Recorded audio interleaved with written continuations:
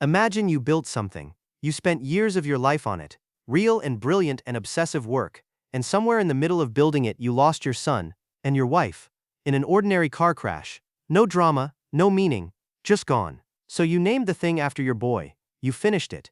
You watched the people you built it for turn it into a weapon, and you thought fine, let them have it, let it all go. You faked your own death, you moved to an island. Your days went to studying dinosaurs, creatures that ruled the earth for millions of years and then vanished in a single afternoon, because that felt honest to you, because that felt like the truth about everything. That man is not the main character of WarGames. He barely gets 20 minutes of screen time, but he is the reason the film works, and he is the reason it still works now, in 2026, when most of us are exhausted from watching systems run by people who stopped caring whether anything good comes out the other side. John Badham directed WarGames in 1983. Matthew Broderick stars in it, and so does Ali Sheedy. And if you've heard of it at all, you've probably heard the line, "The only winning move is not to play." Most people take that as a clever thing a computer says about nuclear war. It runs deeper than that. It's a lesson a machine had to learn the hard way, because the man who built the machine had already stopped believing it. Tonight, that's the film. Clear an hour and 50 minutes, make something warm. This one earns it.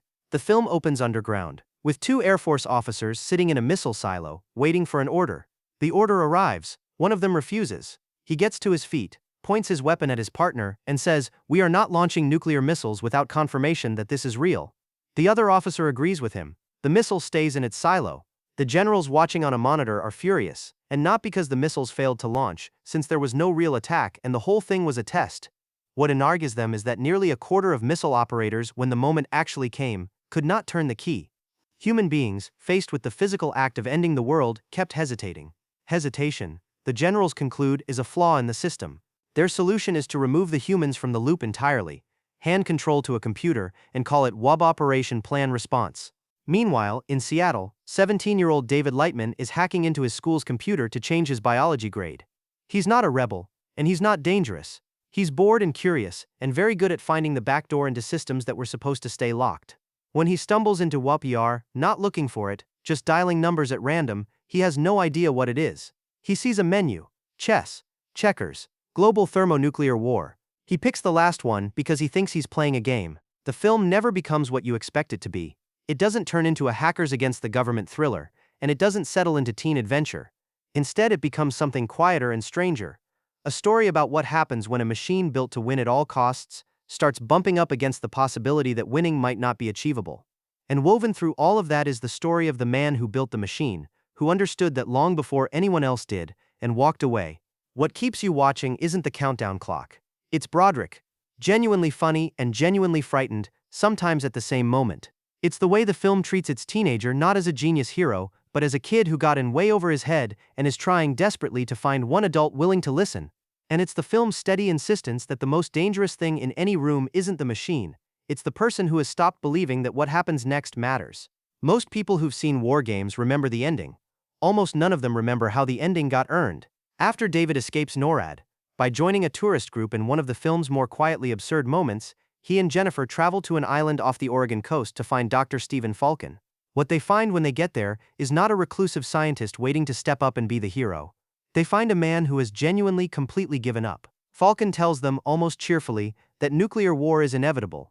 He notes that his house sits 5 kilometers from a Russian target site, a fact he mentions as though it were a pleasantry, because he chose that location on purpose. He would rather be at ground zero than survive what comes after.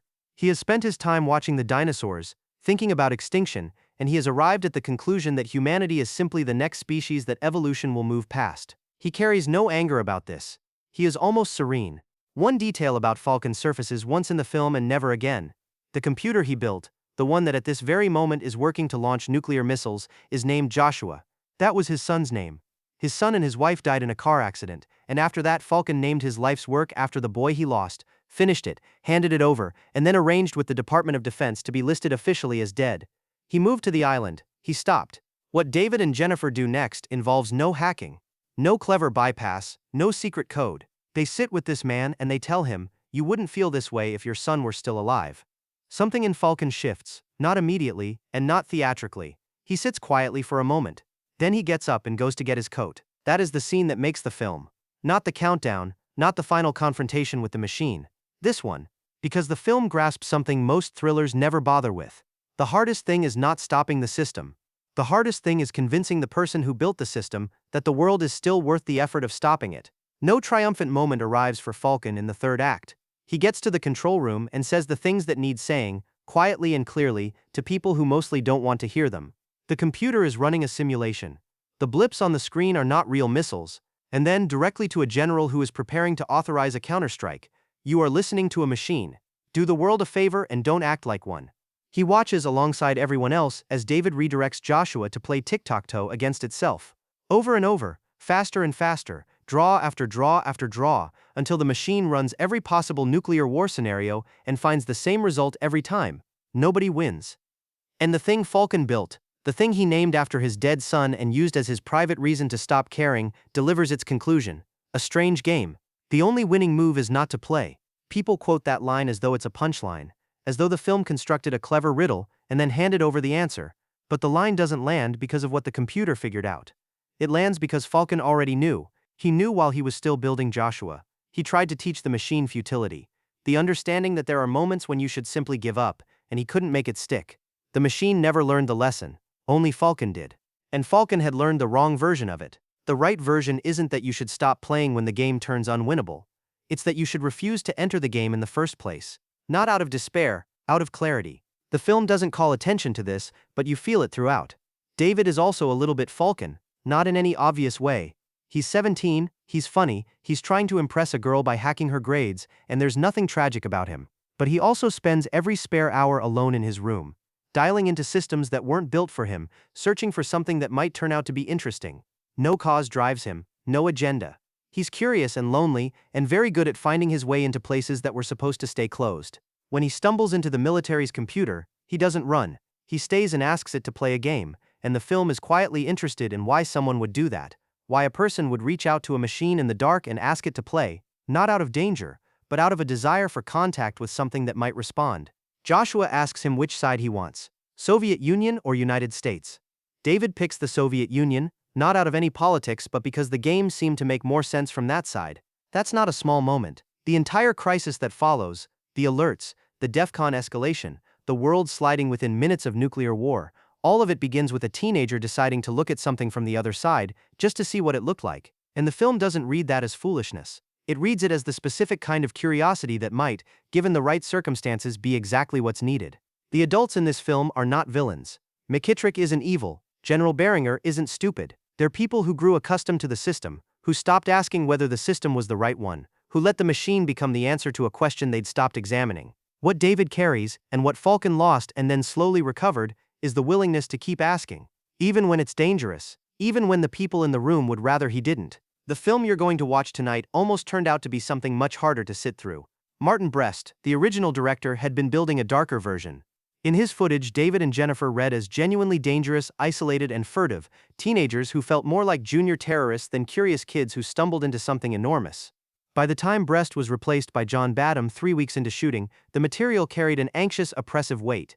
Badham reviewed what existed and understood the problem immediately. The film needed to feel like something you wanted to live inside, not something you wanted to escape from. Badham's solution was to spend his first days running literal laps around the soundstage with his 2 leads, with the rule that whoever came in last had to sing a song to the crew.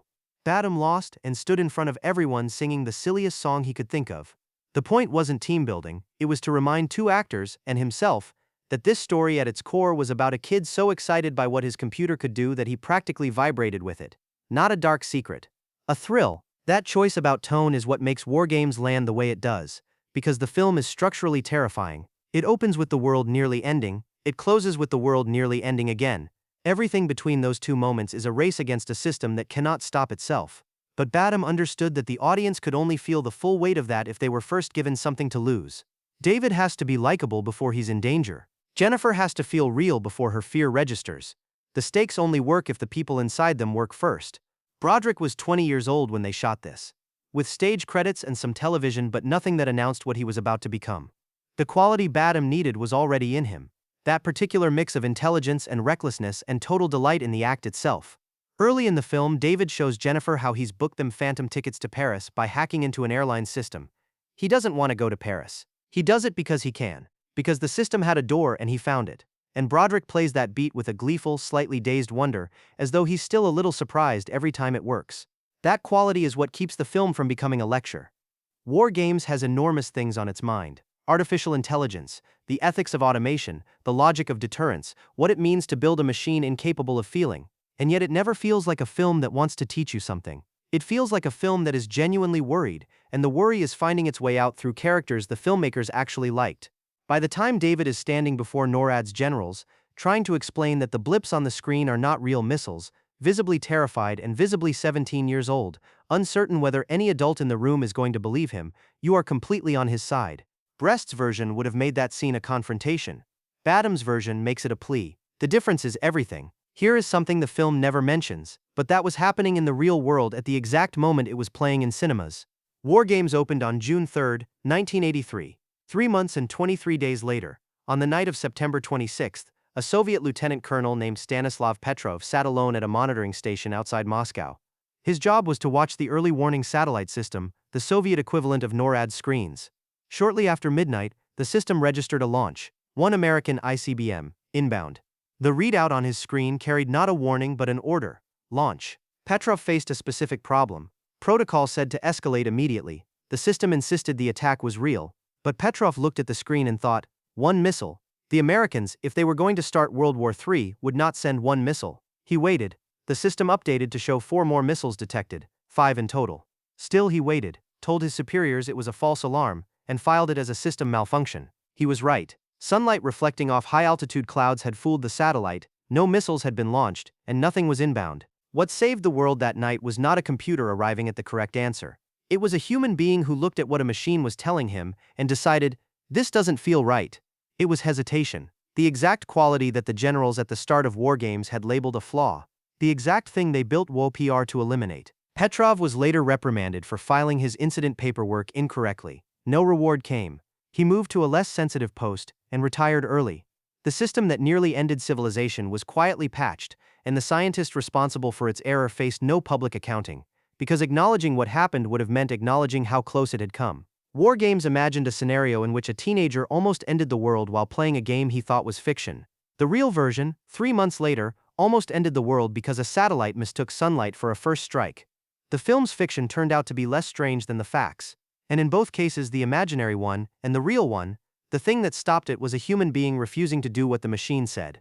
What read in 1983 as a clever thriller premise reads 40 years later like a warning that arrived on time and was mostly ignored. There is a scene early in WarGames that the film plays almost as a joke, and it is the scene the whole film is built around. 2 missile officers, played by a young Michael Madsen and John Spencer in their film debuts, sit in a silo waiting for a launch order during a drill. The order arrives. Madsen's character draws his weapon on his partner and demands compliance. The other officer still can't do it. They do not launch. The generals who review the recording conclude that 22% of missile operators, when it came to the physical reality of starting a nuclear war, refused to turn the key. McKittrick names this a flaw in human nature. His solution, WarPR, rests on the premise that those men in the silos were wrong to hesitate, that their reluctance was a malfunction to be corrected rather than a judgment to be respected. Go back to that scene knowing what the rest of the film reveals. Those officers were the only people in the building who actually understood what the launch order meant. Every general, every engineer, every official debating acceptable losses and counterstrike protocols was operating in abstraction. The men with their hands on the keys were the only ones for whom it was concrete. And they couldn't do it, not because they were weak, but because they were paying attention. The NORAD command center in this film ranks among the great pieces of production design from that decade. The filmmakers were denied access to the actual facility, so they invented one, and when military officials later saw the set, they described it, according to director John Badham, as what NORAD wished it looked like.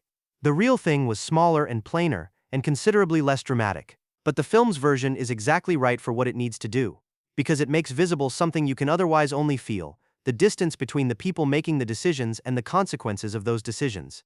The screens are enormous, the room is vast, the men in it look very small. The missiles they are considering launching are nowhere to be seen, reduced to dots and numbers and projected lines on glass. Joshua, the WOPR, runs every scenario to completion and makes every move to win. It carries no malice and no evil intent. It simply cannot feel the weight of what it's deciding, which is precisely what McKittrick wanted and precisely what made it dangerous. The men in the silo felt that weight. The machine that replaced them could not, and the film's entire argument lives in that gap. not between human and machine, but between feeling the weight of a decision and being insulated from it. WarGames isn't really a film about computers. It's a film about what happens when the people running the system stop being the ones who have to live with what those systems do. WarGames did not stay in the cinema. It kept moving long after the credits rolled. A few weeks after it opened, Ronald Reagan watched it at Camp David, and at his next National Security Council meeting he arrived with a question. In a room full of generals and defense officials, he described the plot of a Matthew Broderick movie in considerable detail, and then turned to General John Vesey, chairman of the Joint Chiefs, and asked, "Could this actually happen?" Nobody laughed. Vesey left to find out. And when he came back, his answer was short, "Yes, and the problem is much worse than you think." That exchange, sparked by a work of fiction, set off 15 months of classified working groups and interagency reviews, and the result was signed into law in September 1984 as NSDD 145, the first presidential directive on computer security in American history. A thriller about a teenager had produced the first serious official effort to reckon with what it meant that critical systems were reachable from the outside world. The following year, Congress screened clips from WarGames during committee hearings on computer crime, using the film as an illustration of the threat lawmakers were trying to address. The Computer Fraud and Abuse Act, still the primary federal law on hacking, traces part of its origin to those hearings and to that film. The DEF CON Security Conference, which grew into the world's largest gathering of hackers and cybersecurity professionals, took its name directly from the film's DEF CON alert levels, a tribute its founder Jeff Moss made deliberately. An entire professional community found its mythology inside a story about a boy with a modem and a very bad idea. None of that was the filmmaker's intention. Lawrence Lasker and Walter Parks wrote a thriller about a curious teenager and a grieving scientist. They wanted it to be exciting and emotionally honest, and they succeeded at both. But they also caught something true about the world they were living in. The gap between how deeply people were beginning to rely on networked systems and how little anyone with power had stopped to think about what that reliance meant. The film wasn't making a prediction. It was describing something already in motion, in a language that people who never read technical papers could actually hear. That is what the best science fiction does, not prophecy, just clear sight. The honest reason to watch WarGames tonight is that it's a film about what it costs to keep trying, not in any motivational sense. In a real one, Falcon tried and lost everything that made trying feel worth it, and he still got back in the boat. He still walked back into that room. He said the true thing to people who didn't want to hear it, in the hope that it might work, knowing it might not. The film doesn't sentimentalize any of that. No triumphant moment arrives for Falcon, no speech where the generals thank him. He's simply there. The machine he built says the thing he could never teach it. And the world gets one more chance to do better. That's a good film for tonight. Not because it's comfortable, since it's genuinely tense and there are stretches where the countdown feels completely real, but because it ends with something other than a hero saving the day. It ends with a man who had given up choosing, one more time, not to. And a machine finally learning the only lesson that matters. WarGames is on most streaming platforms right now. The runtime is 1 hour and 54 minutes, and you don't need to know anything about the Cold War to feel it. After you watch it, I want to know, was there a moment where you thought Falcon was right, where the giving up made more sense than the trying? Tell me in the comments. I think most of us know that feeling better than we'd like to admit.